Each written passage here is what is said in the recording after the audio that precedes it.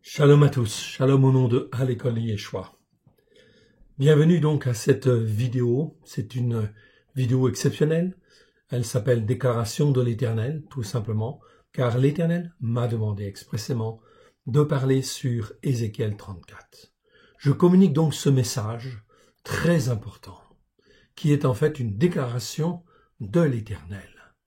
Déclaration de l'Éternel où il dit « Malheur au berger ».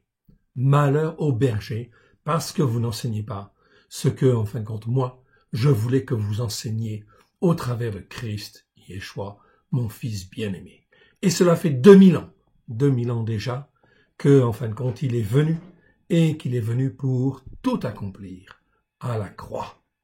Il nous a rachetés, il vous a rachetés, afin que vous puissiez être son peuple, que vous puissiez être greffés sur les racines hébraïques de la foi, sur la Torah, les prophètes et les psaumes.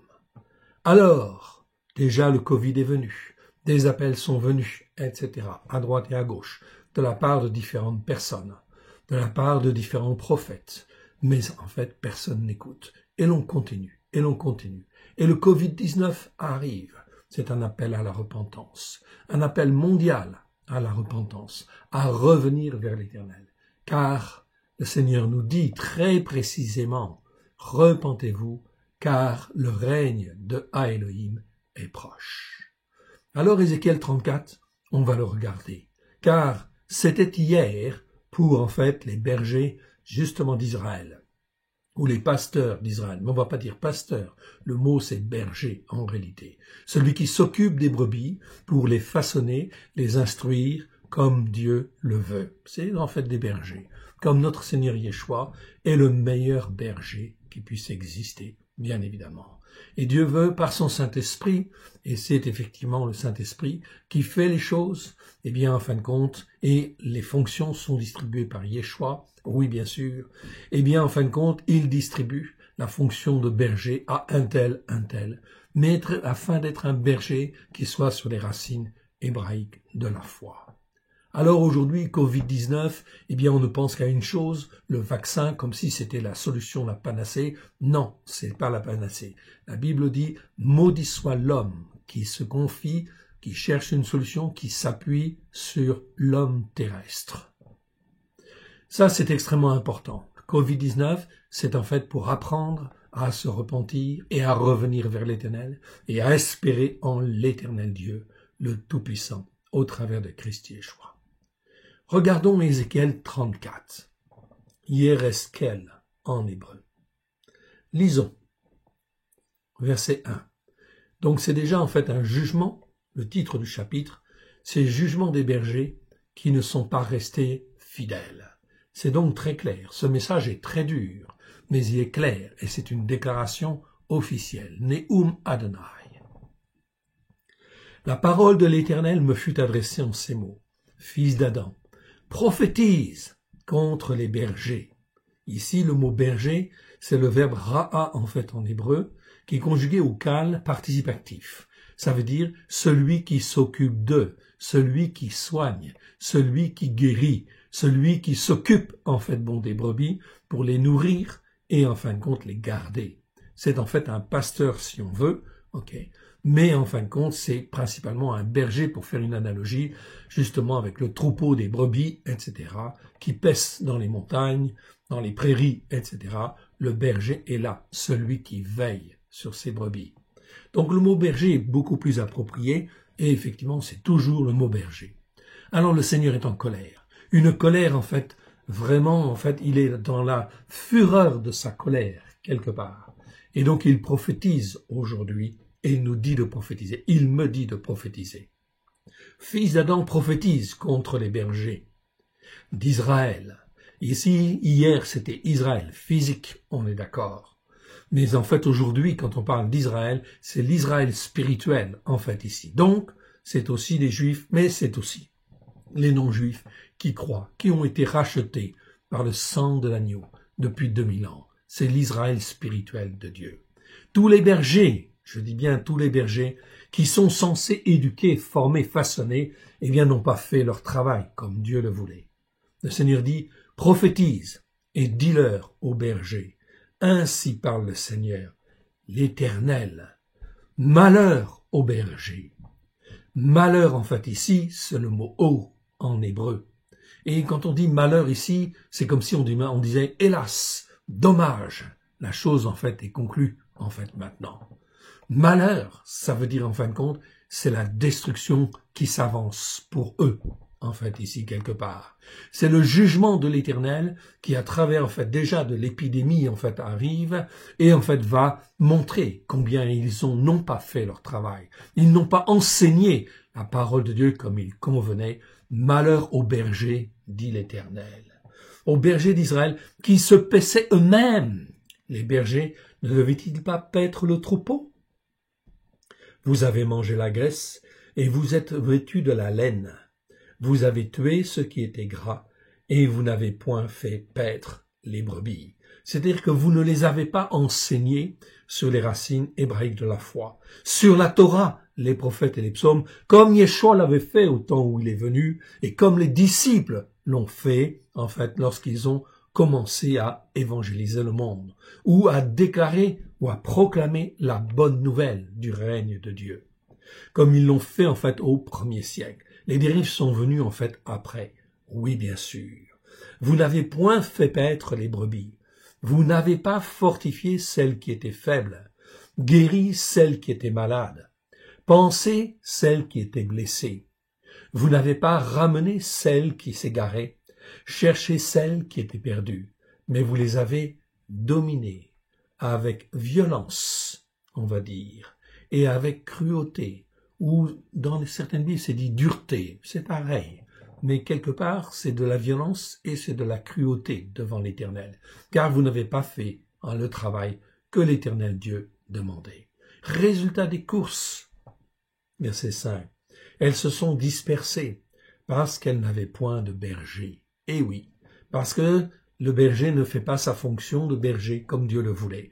Donc l'onction du Saint-Esprit n'agit pas, enfin, comme elle devrait agir, au travers, en fin de compte, de ces hommes.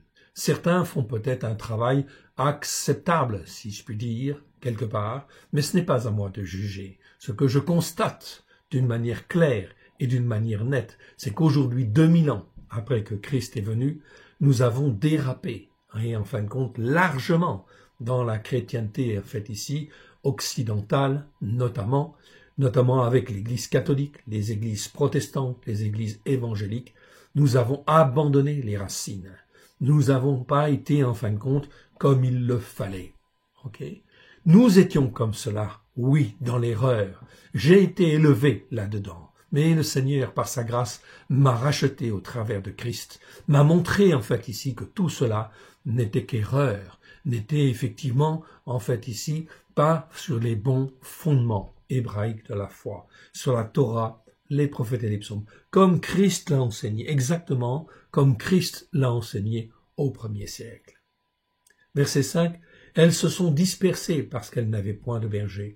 Elles sont devenues la proie de toutes les bêtes des champs. Elles se sont dispersées. Donc, bien sûr, elles se sont dispersées parce qu'elles n'avaient point de berger pour s'occuper d'elles, de leurs problèmes, comme en fin de compte il aurait dû. Elles auraient dû, en fin de compte, être soignées. Elles sont devenues la proie de toutes les bêtes des champs, c'est-à-dire de toutes les personnes extérieures, mais aussi, en fait, des esprits mauvais. Bêtes des champs, c'est aussi une allusion, en fait, aux esprits mauvais. Elles sont livrées à l'esprit de ce monde. Elles se sont dispersées. Le Seigneur dit, mon troupeau est errant sur toutes les montagnes et sur toutes les collines élevées. Mon troupeau, c'est-à-dire celui que, en fait, Dieu a racheté par le sang de l'agneau, et celui, en fait, dont les noms étaient inscrits dans le livre de vie, mais qui n'ont pas été, en fin de compte, travaillés comme il convenait. Elles sont errantes sur toutes les montagnes et sur toutes les collines élevées. C'est quoi les montagnes et les collines élevées ici? Les montagnes, c'est tous les édifices spirituels que les hommes et les femmes ont pu créer et qui ne sont pas sur la montagne de Sion. Toutes les élévations spirituelles, si je puis dire, qui en fait ne sont pas conformes à la montagne de Sion. qui viennent en opposition avec la montagne de Sion, qui enseignent ceci ou qui enseignent cela, mais on n'est pas sur la montagne de Sion, sur la montagne spirituelle de Dieu. Donc les uns sont sur telle montagne, les autres sur telle autre montagne ou telle autre colline élevée.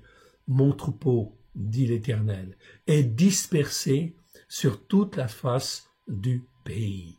Aujourd'hui, en fait, sur toute la face du monde. Nul n'en prend souci, nul ne le cherche, comme il convient. C'est pourquoi, berger, écoutez la parole de l'Éternel. Donc ici, on retrouve toujours le même mot, berger, okay, et non pas pasteur. On va laisser de côté les pasteurs. Bien sûr, tous les pasteurs que l'on connaît, okay, bien sûr, font partie en fait des bergers qui ont été appelés, en fait, pour la plupart, en fait, par l'Éternel, pour le servir. Mais est-ce qu'ils ont fait, en fait, ce que Dieu voulait? La réponse est non. Donc, que l'on parle des prêtres catholiques, que l'on parle des prêtres protestants, okay, des pasteurs protestants, ou que l'on parle des pasteurs des églises évangéliques, ils sont tous sur les racines de l'empereur romain Constantin. Donc, ils n'enseignent pas la vérité. Ils n'enseignent pas la Torah, les prophètes et les psaumes comme Dieu le veut. Voilà pourquoi les brebis se dispersent. Et l'Éternel n'est pas content. Oui, bien sûr. L'Éternel est même en colère aujourd'hui. Il est même en fin de compte dans la fureur de sa colère, déjà, quelque part. Voilà pourquoi les événements s'enclenchent. Covid-19, avec les variants, en fait, bon, déjà, il va y avoir beaucoup de confusion, en fait, ici. Vous allez voir, vous allez vivre ces moments. Ce sont des moments prophétiques où l'Éternel Dieu ne veut même pas la mort des méchants. Ce qu'il veut, c'est qu'ils changent de voie et se convertissent. Alors, pour les brebis, Dieu va s'en occuper. Oui, mais les bergers, il va s'en occuper aussi. Là, on parle des bergers. Verset 8. Je suis vivant. Déclaration du Seigneur. C'est bien là de ce dont on parle. De Neum Adonai. Okay? Donc, déclaration du Seigneur, l'Éternel. Parce que mes brebis sont au pillage, qu'elles sont devenues la proie de toutes les bêtes des champs, faute de bergers. Parce que mes bergers ne prenaient aucun souci de mes brebis. Que les bergers se paissaient eux-mêmes et ne faisaient point paître mes brebis. C'est-à-dire ne les élevaient pas, ne les formaient pas, ne les éduquaient pas sur la Torah, les prophètes et les psaumes. C'est bien ça le reproche, en fait, ici, que l'Éternel, en fait, fait. À cause de cela, berger, écoutez la parole de l'Éternel. Ceci est une parole officielle, donc faites très attention, évidemment, okay, parce que ça, c'est la parole de Dieu. Je ne lis que la parole de Dieu, en fait, ici, okay, que la parole qui nous est donnée. Okay. Je vous la communique. Ainsi parle le Seigneur, l'Éternel. Voici, j'en veux aux bergers. Je reprendrai mes brebis d'entre leurs mains, et je ne les laisserai plus paître mes brebis, et les bergers ne se paîtront plus eux-mêmes. Je délivrerai mes brebis de leur bouche, et elles ne seront plus pour eux une proie. De plus en plus, le Saint-Esprit, en fait, va souffler, de manière, en fait, à ce que les brebis sortent en fin de compte des églises, okay, et n'écoutent plus, en fait, ici, la parole, en fait, de ces faux bergers, de ces bergers qui n'ont pas compris ou qui n'ont pas voulu, en fait, enseigner ce qu'il convenait, en fait, devant l'Éternel. C'est donc quelque chose de très, très grave. Je répète le verset. Okay. Ainsi parle le Seigneur. C'est pas une interprétation personnelle, c'est la parole de Dieu. Ainsi parle le Seigneur l'Éternel. Voici, j'en veux aux bergers. Je reprendrai mes brebis d'entre leurs mains. Je ne les laisserai plus paître, mes brebis. Et les bergers ne se paîtront plus eux-mêmes. Je délivrerai mes brebis de leur bouche et elles ne seront plus pour eux une proie. L'Éternel Dieu, dans sa grande bonté, aujourd'hui suscite à droite et à gauche des hommes et des femmes qui, en fait, sont ou vont être sur la Torah, les prophètes et les psaumes, afin de pouvoir recueillir et d'être aussi, en fait, quelque part, des bergers, des nouveaux bergers. Donc l'Éternel dit bien dans Jérémie, je leur donnerai des bergers, en fait, ici. Des bergers, en fait, qui travaillent pour moi, qui font selon ma volonté. Regardez, écoutez ensuite. Car ainsi parle le Seigneur. l'Éternel. Peut-être serait-il intéressant d'aller dans Jérémie. Jérémie chapitre 23, versets 1 et 2. Allons-y, on va aller voir dans Jérémie chapitre 23, versets 1 et 2. Donc vous voyez que Jérémie, c'est un prophète qui a parlé beaucoup sur les jugements, en fait, ici. Eh bien, ici, regardez, on retrouve en fait ça. Malheur aux pasteurs qui détruisent et dispersent le troupeau de mon pâturage. Déclaration de l'Éternel. Toujours les mêmes principes. C'est pourquoi ainsi parle l'Éternel, l'Élohim d'Israël, sur les pasteurs qui paissent le monde. Vous avez dispersé mes brebis, vous les avez chassées, vous n'en avez pas pris soin. Okay. Voici, je vous châtierai à cause de la méchanceté de vos actions. Déclaration de l'Éternel. C'est donc là quelque chose de vraiment très clair. On le voit, on reviendra sur ce chapitre 23, un petit peu plus tard. Pour le moment, je reviens en fin de compte au chapitre 34 de Ézéchiel. Ézéchiel chapitre 34, et en fin de compte ici, je voudrais en fait aller dans Zacharie, chapitre 11, versets 15 à 17. Ok. Donc, ce qui va se passer en fait aussi, c'est que le Seigneur va susciter un certain nombre de personnes, va susciter tout le monde, des brebis, les brebis et en fin de compte les pasteurs. Mais en fin de compte, certains pasteurs vont rester, bien évidemment. Okay. Ils vont rester, mais ils vont être un piège. Zacharie chapitre 11, regardez. C'est marqué dans Zacharie chapitre 11. Chapitre 11, verset 12. Attendez, je n'ai plus fait attention. Attendez, je reviens dans mon Ézéchiel 34. Ézéchiel 34. Voilà, je reviens dans Ézéchiel 34. Voilà, c'est en fait ici, donc Zacharie 11, versets 15 à 17. Voilà, c'est bien ça. Donc Zacharie 11, 15 à 17. Zacharie 11, voilà, et 15 à 17. Regardez bien. L'Éternel me dit, prends encore l'équipage d'un pasteur insensé ou d'un berger insensé, peu importe. Okay. Car voici, je susciterai dans le pays un pasteur ou un berger qui n'aura pas souci des brebis qui périssent.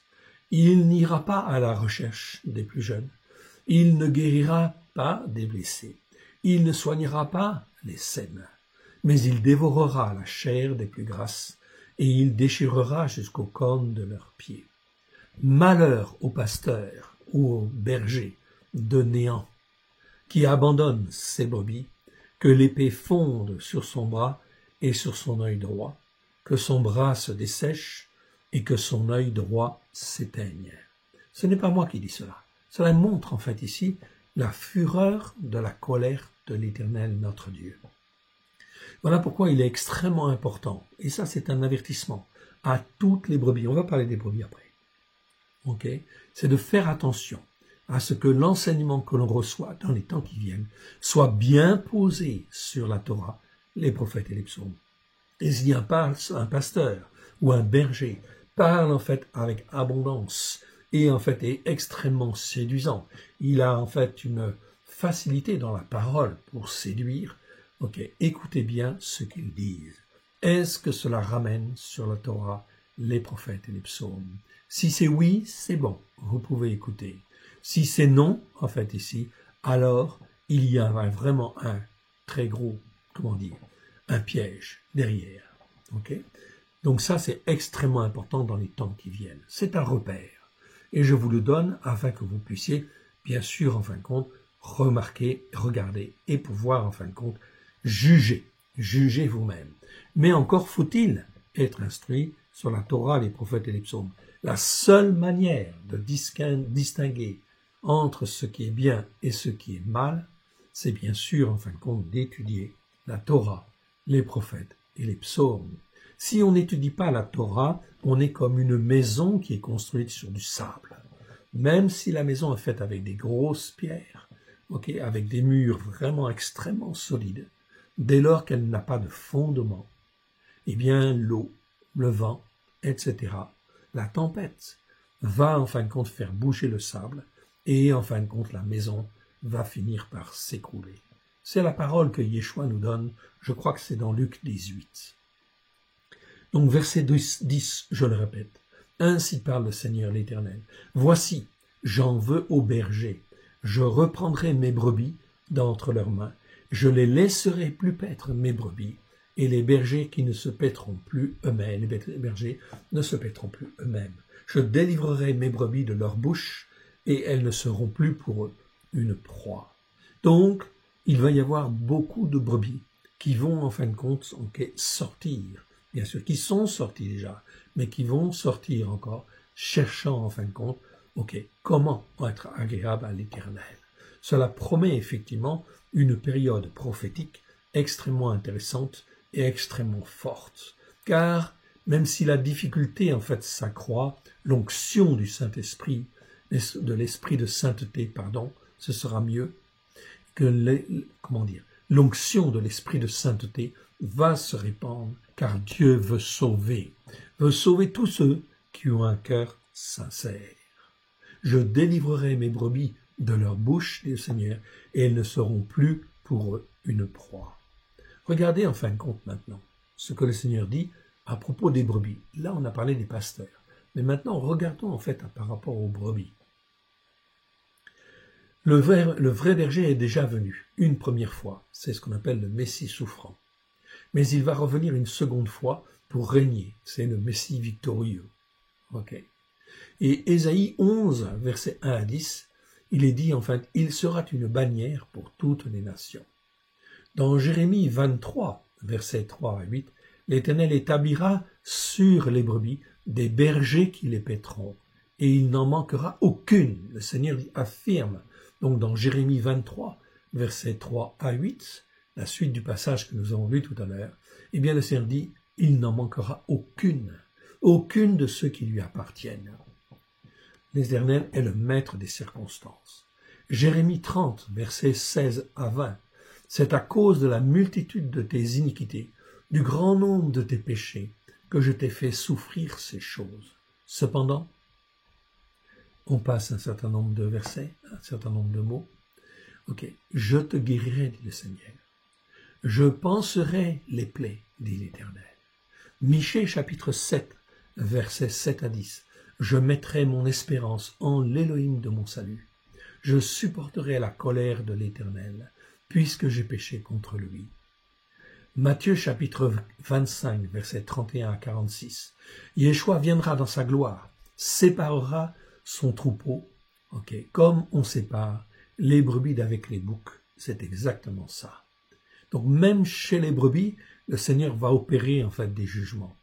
Les brebis à sa droite, et les boucs à sa gauche. Ceux-ci iront au châtiment éternel, donc ceux qui sont à la gauche. Les boucs iront en fin de compte ici pour le châtiment éternel, mais les justes pour la vie éternelle. Là, on parle en fait des brebis, on ne parle plus des pasteurs. Là, on a parlé des pasteurs précédemment, maintenant on parle des brebis. Regardez ce que l'Éternel dit sur les brebis. Car ainsi parle le Seigneur l'Éternel. Voici, j'aurai soin moi-même de mes brebis, et j'en ferai la revue. C'est-à-dire que je sonderai leur cœur et leurs reins, comme un berger inspecte son troupeau, quand il est au milieu de ses brebis éparses. Ainsi, je ferai la revue de mes brebis, et je les recueillerai de tous les lieux où elles ont été dispersées au jour des nuages, c'est-à-dire quand on ne voyait pas encore bien la lumière, pas forcément bien la lumière, et de l'obscurité, en fait, ici. Donc les mots en hébreu, je ne m'appesantis pas dessus, on verra ça une autre fois, mais ici ça parle bien de nuages, donc lorsqu'il n'y avait pas une pleine lumière, et en fait de l'obscurité, araphel en hébreu, c'est bien en fait l'obscurité, ou obscurité profonde. Donc, ça veut dire, en fin de compte, ça nous parle très clairement. Avant, on ne voyait pas bien. On verra de mieux en mieux. Verset 13. Je les retirerai d'entre les peuples, dit l'Éternel.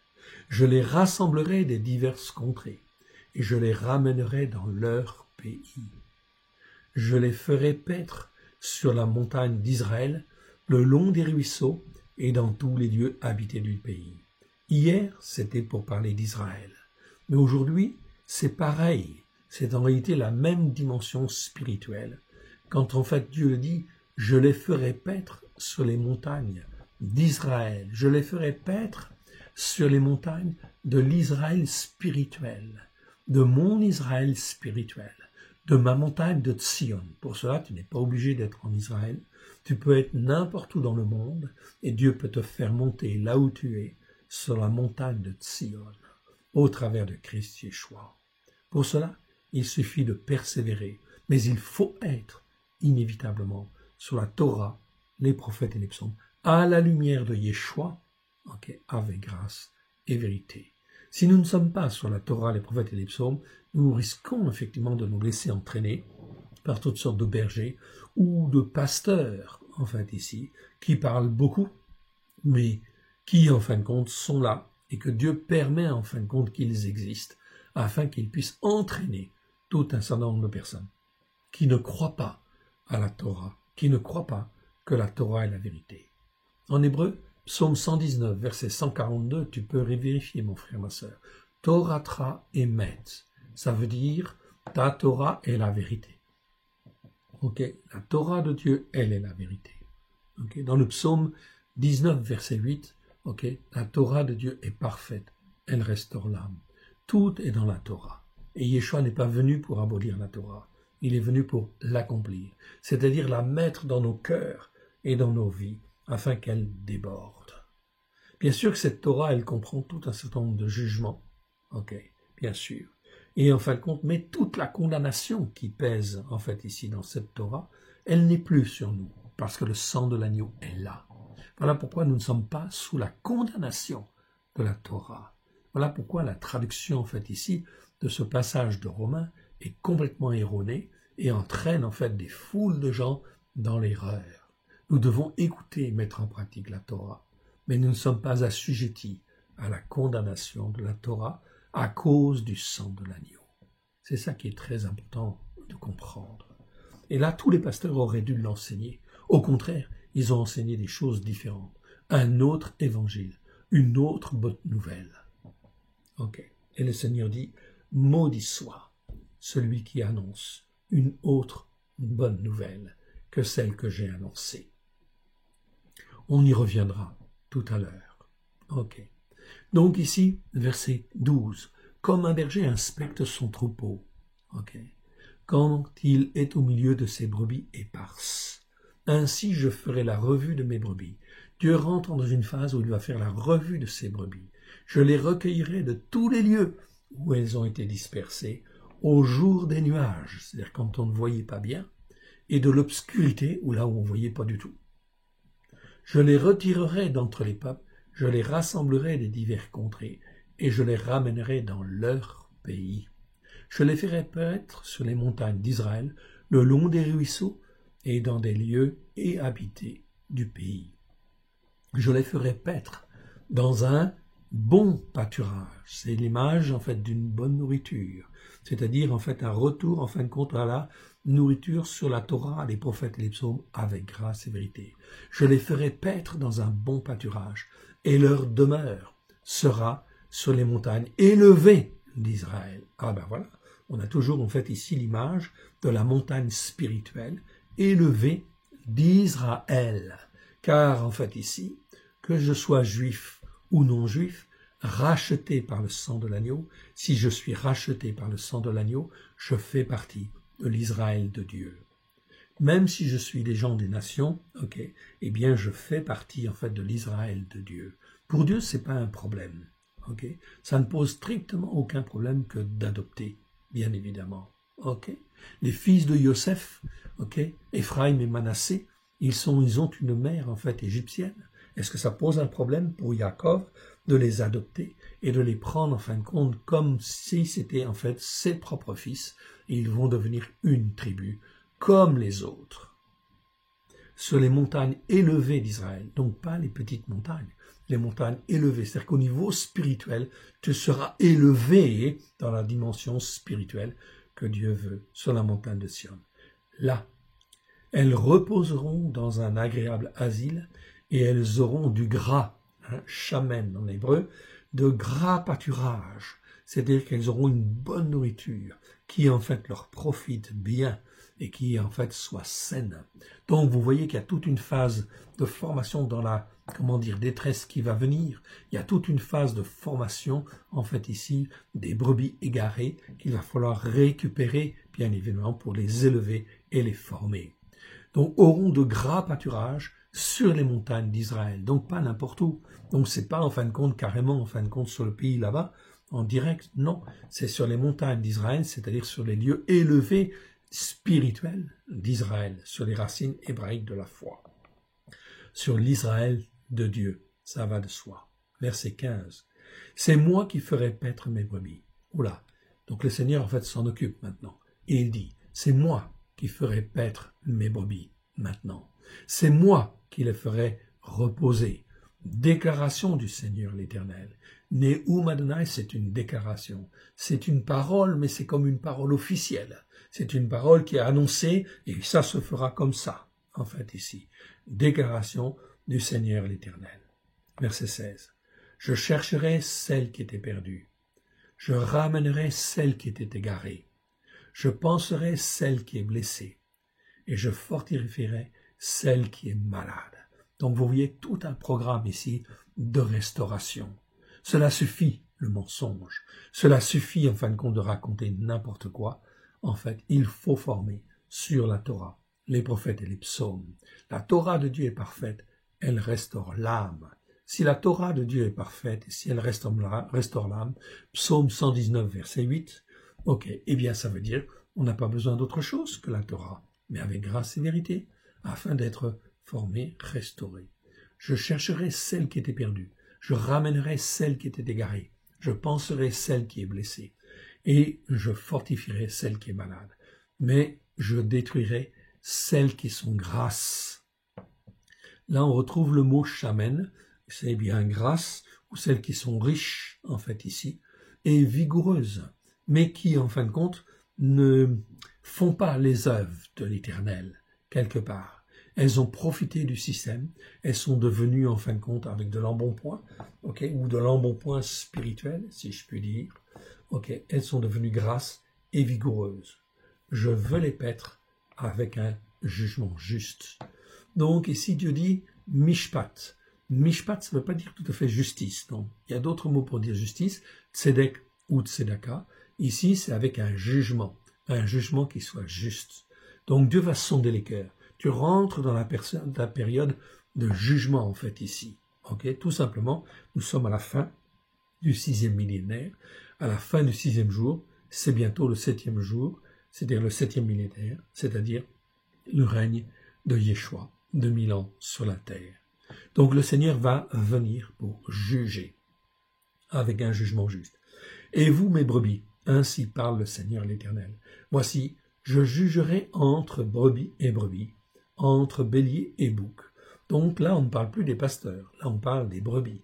Donc l'Éternel va juger entre brebis et brebis, entre les béliers et les boucs. Est-ce trop peu pour vous de paître dans le bon pâturage? Okay.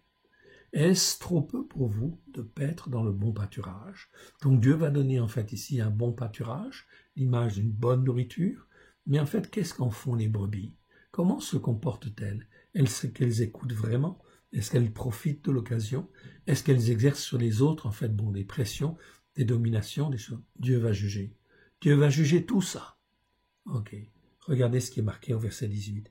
Est-ce trop peu pour vous de paître dans le bon pâturage, pour que vous fouliez de vos pieds le reste de votre pâturage, de boire une eau limpide, ok, car l'eau que Dieu donne au travers de la Torah, les prophètes et les psaumes, est une eau pure, ok, de boire une eau limpide pour que vous troubliez le reste avec vos pieds. Donc là, il se passe quelque chose de trouble, oui bien sûr, c'est-à-dire que certains profitent de l'occasion pour, en fin de compte, eh bien, salir un peu cette eau, si je puis dire, que Dieu donne, et en fin de compte, embêter, ou ennuyer, ou en fin de compte, polluer, en fait, ici, l'eau qui est donnée, en fait, aux autres, aux brebis. Et mes brebis doivent paître ce que vos pieds ont foulé, et boire ce que vos pieds ont troublé. Donc, on ne se moque pas de la parole de Dieu. La parole de Dieu, elle est pure, ok? Elle est spirituelle, elle est sainte, elle forme, elle façonne. Il ne faut pas, en fin de compte, la diluer. Il ne faut pas la troubler, en fait, ici, car par quelque enseignement qui ferait que l'eau soit une eau pure, mais une eau troublée. Alors, l'Éternel jugera même ces brebis, qui s'octroient des droits qu'ils n'ont pas à prendre. L'Éternel jugera non seulement les faux bergers, mais aussi toutes les brebis. C'est pourquoi, ainsi leur parle le Seigneur, l'Éternel. Voici, je jurai entre la brebis grasse et la brebis maigre. Donc, la brebis grasse ou la brebis qui est bien nourrie. C'est pas le même mot qu'on a vu tout à l'heure. Tout à l'heure, on a vu chamen pour dire grasse. Ici, c'est le mot béri. C'est un mot un petit peu différent. Ok, donc béri, c'est bien nourri. La brebis bien nourrie. Et la brebis maigre, rasée. Parce que vous avez heurté avec le côté et avec l'épaule. Donc, ça veut dire que l'attitude de la brebis en question, eh bien, a été de heurter avec le côté, pousse-toi, je me mets à ta place, ou avec l'épaule, etc. Ou frapper de vos cornes, ok, toutes les brebis faibles, jusqu'à ce que vous les ayez chassées. Ça, ce comportement-là, bien sûr, c'est une image, mais ça leur montre très clairement ce que Dieu, en fin de compte, voit et ce qu'il va juger.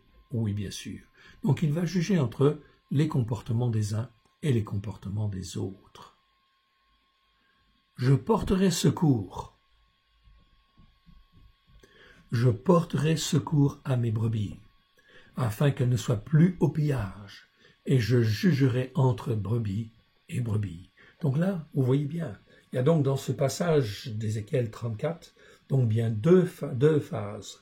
Une phase où il y a bien le jugement, en fin de compte, des bergers, des pasteurs, de tous les responsables spirituels, si je puis dire, tous ceux qui sont responsables, je dis bien tous ceux qui sont responsables spirituels, quelque part. Okay, je n'ai pas lu tous les passages, mais en réalité, en fin de compte, c'est ça que ça veut dire. Donc je porterai secours, mais il y a aussi le jugement sur les brebis. Est-ce qu'elles ont marché avec humilité, simplicité de cœur, pour faire ce qui était bien devant Dieu? Je porterai secours à mes brebis, afin qu'elles ne soient plus au pillage, et je jugerai entre brebis et brebis. J'établirai sur elles un seul berger, qui les fera paître, mon serviteur David. Et il les fera paître, il sera leur berger. Ici, quand on dit mon serviteur David, c'est pas le roi David, bien sûr, ok? Parce qu'en fait, Ézéchiel, il prophétise, en fin de compte, quand? Dans les années, en fait, 600, ok? Eh bien, en fin de compte, dans les années même 500, entre 600 et 500. Eh bien, en fait, comme Ézéchiel prophétise à ce moment, en fait, Dieu lui révèle son serviteur David. Or, David a, en fait, régné autour de l'an -1000 avant Jésus-Christ. Donc, il est mort depuis, en fait, 400-500 ans à peu près. Donc, c'est pas de David, le roi David. Donc, il dit, mon serviteur David, c'est une appellation prophétique pour parler, en fin de compte, de Yeshua, du Messie, l'héritier de David. Ok, c'est donc Yeshua. Yeshua qui est l'héritier de David. Il est de la maison de David. C'est mon serviteur David. Il est appelé chez les prophètes mon serviteur David. Donc je dis ici, j'établirai sur elle un seul berger qui les paîtra, qui les fera paître, qui les fera paître.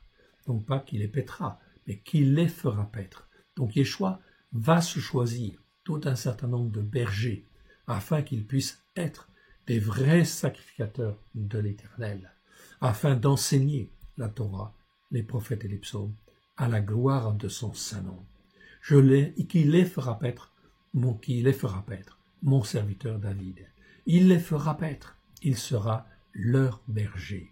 Mais le grand berger, ok, c'est bien sûr Yeshua. Yeshua qui est venu depuis 2000 ans et qui, en fin de compte, est remonté en fait au ciel, est à la droite du Père, mais il est toujours en fait là. Il regarde, il sonde les cœurs, il choisit les hommes et les femmes. C'est lui qui distribue les ministères. Ah, c'est pas très bien traduit dans vos Bibles. Oui, dans vos Nouveaux Testaments, c'est vrai. C'est pour ça que nous avons revu tout le Nouveau Testament et dans la Torah accomplie ici, ça c'est en fait effectivement, en fait le Nouveau Testament messianique, nous avons revu tous les versets et tous les mots et nous avons retraduit dans la pensée hébraïque, effectivement, pour bien montrer que cette dans le Nouveau Testament messianique, eh bien, en fin de compte, la Torah accomplie. La volonté de Dieu, c'est que la Torah soit accomplie dans nos cœurs et dans nos vies, au travers de Christ Yeshua, à la gloire de l'Éternel. Je vous encourage, en fin de compte, à l'acquérir, à le lire, et en fait à vous servir de cela pour l'opposer en fait aussi aux traductions erronées qu'on nous a données en fait en français, mais aussi pratiquement dans toutes les langues. Donc je vous encourage à bien en fin de compte vous former et vous enseigner là-dessus. Ok, c'est très important. Mon serviteur David, ok, verset 23, je établirai sur elle un seul berger qui les fera paître, mon serviteur David. Il les fera paître, il sera leur berger. Moi l'Éternel, je serai Elohim pour eux. Ok. Je serai non pas en fait leur Dieu, comme c'est marqué dans les traductions. Non, en hébreu c'est bien marqué, je serai Elohim pour eux. C'est-à-dire Elohim, ça veut dire c'est le premier nom en fin de compte de Dieu qui apparaît dans la Bible, et ça veut dire le Dieu qui a fait le ciel et qui a fait la terre. Il a fait tout ce que le ciel contient et tout ce que la terre contient.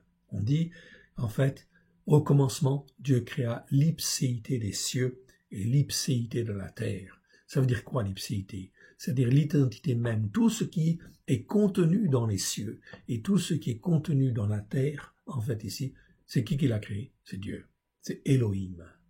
Donc ça, c'est un Dieu extrêmement puissant. Tout ce qui existe, c'est lui qui l'a créé par sa bouche. Il a dit, et la chose arrive. Alors il dit, je serai ce Dieu-là pour toi. Ok, mon frère, ma sœur. Et aussi, Elohim, c'est le Dieu de la justice. Ok, car c'est un Dieu juste, bien évidemment. Donc, je serai le Dieu de la création pour toi, et je serai en fait le Dieu de la justice pour toi. Et mon serviteur David, ok, c'est-à-dire Yeshua, sera prince, prince au milieu d'elle. Moi, l'Éternel, j'ai parlé.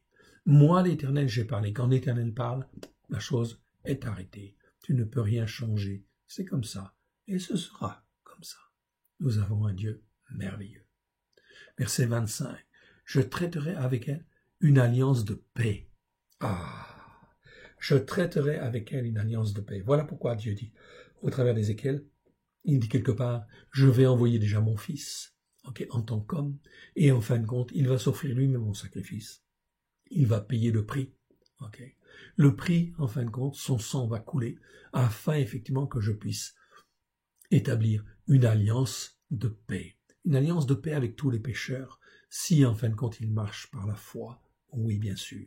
Et cette alliance de paix, c'est la Brit Radasha.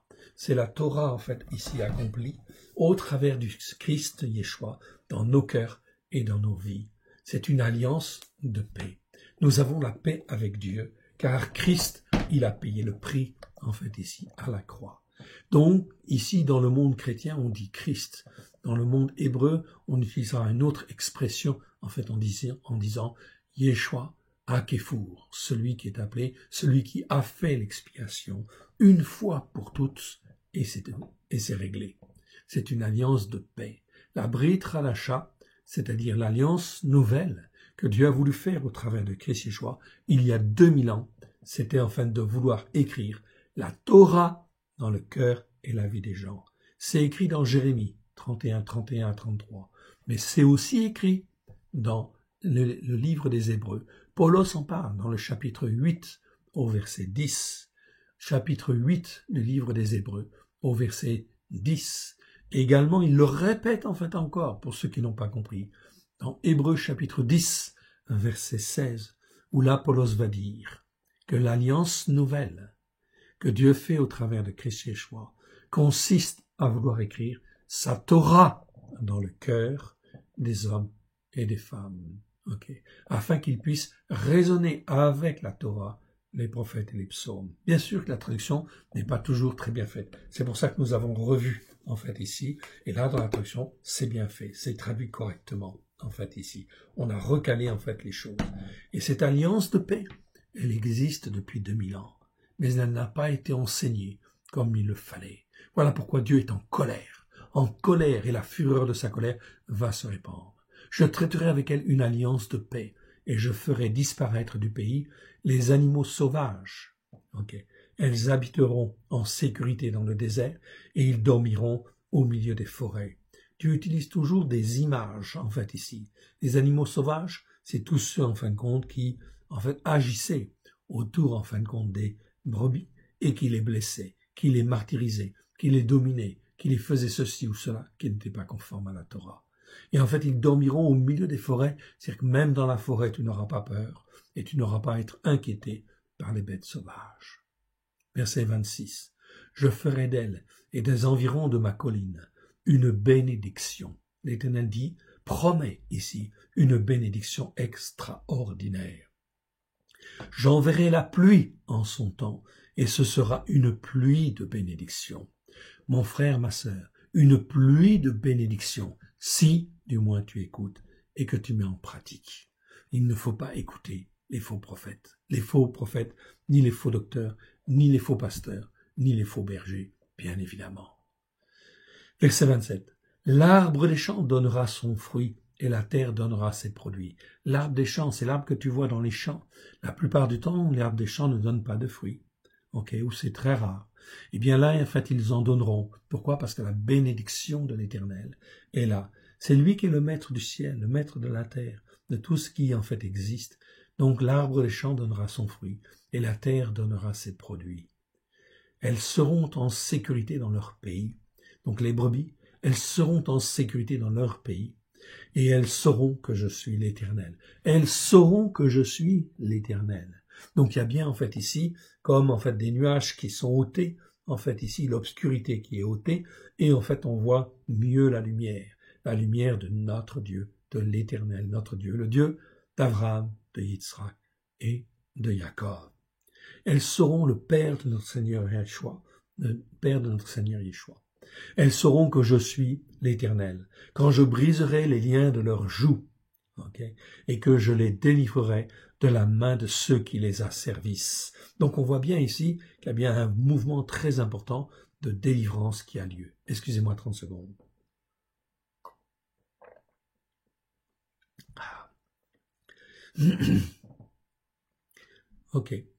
Donc, elles sauront que je suis l'Éternel quand je briserai les liens de leurs joues et je les délivrerai de la main de ceux qui les asservissaient. Elles ne seront plus au pillage parmi les nations. Les bêtes de la terre ne les dévoreront plus, elles habiteront en sécurité, il n'y aura personne pour les troubler. J'établirai pour elles une plantation qui aura du renom. Elles ne seront plus consumées par la faim dans le pays, et elles ne porteront plus l'opprobre des nations.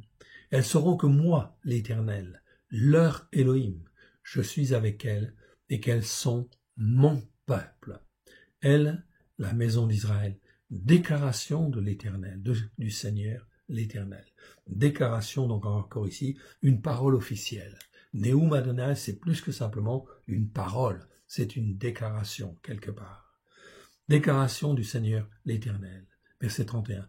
Vous, mes brebis, brebis de mon pâturage, vous êtes des descendants d'Adam. Donc ici, l'expression, c'est bien le mot Adam. Donc pas des hommes spirituels. Vous êtes des descendants d'Adam.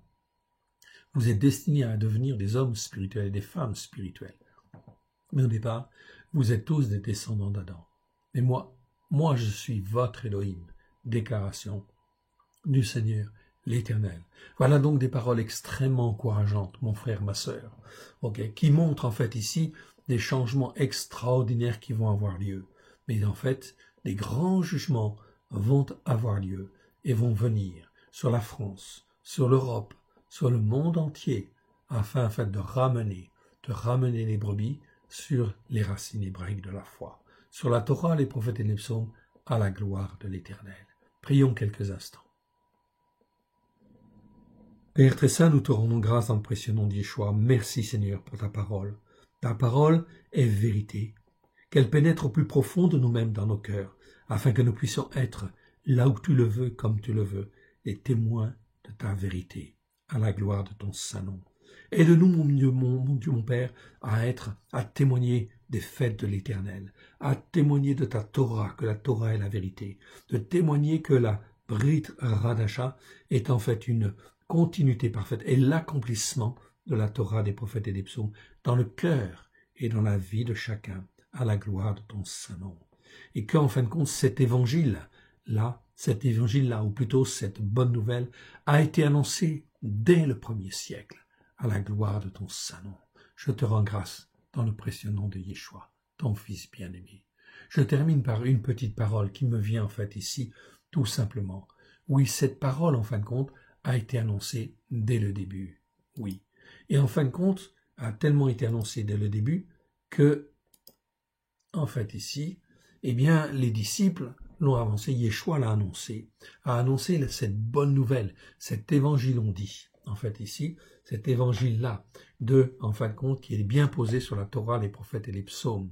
Mais on ne dit pas évangile, on dit la bonne nouvelle, car c'est la bonne nouvelle du règne de Dieu sur la Torah, les prophètes et les psaumes, à la lumière de Yeshua. C'était donc ça, en fait, la bonne nouvelle qui, en fait, était annoncée au départ.